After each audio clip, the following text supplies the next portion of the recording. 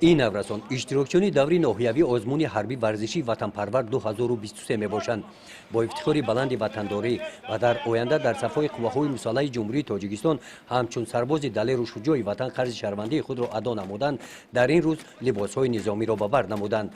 از رفت آزمون در دایره چهاربینی ها بخشیده به جشن 30 سالگی تأسیس یابی قواهای مسلح جمهوری تاجیکستان در ناحیه واسه در آزمون ناحیوی حربی ورزشی وطنپرور از بین 72 مؤسسه‌های تعلیمی ناحیه در این روز بهترین ها اشتراک نمودند.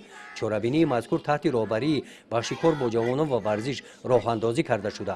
در آن شعبه معارف، کمیسریت حربی و مکتب اتومبیلی تشکیلات جمعیتی مددگار مدافع شرکت ورزیدند.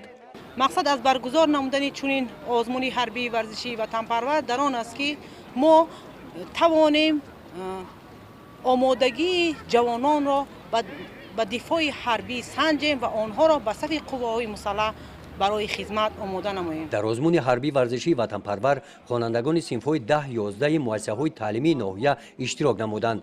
در قسمت رسمی آغاز چهاربینی رئیس ناحیه واسه اشتراکچیان چهاربینی را بخشیده به 30 سالگی تأسیس یابی قواهای مسلح جمهوری تاجیکستان تبریک نمودند.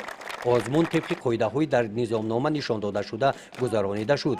هیئت هر یک دسته اشتراکچی از 12 نفر عبارت بوده مؤسسه تعلیمی را معرفی نمودند. دسته ها در میدان با لباس های یگانه نیم حربی، این هم از روی طلبات نظامنامه می باشد. هر یک دسته از روی شرح‌های زیرین مشق‌های سفارایی، اجرا نمودن آماده باش، صف کش، سفارا به طور نظامی قدم زنان از نزد منبر به سرود گذاشتند. دسته ها قدم زنان سرود خوانده از نزد منبر گذاشتند. همچون نظامیان سوال جواب ها عاید به آمادگی دفاع حربی و سرود سرباز این شرح‌ها را اجرا کردند.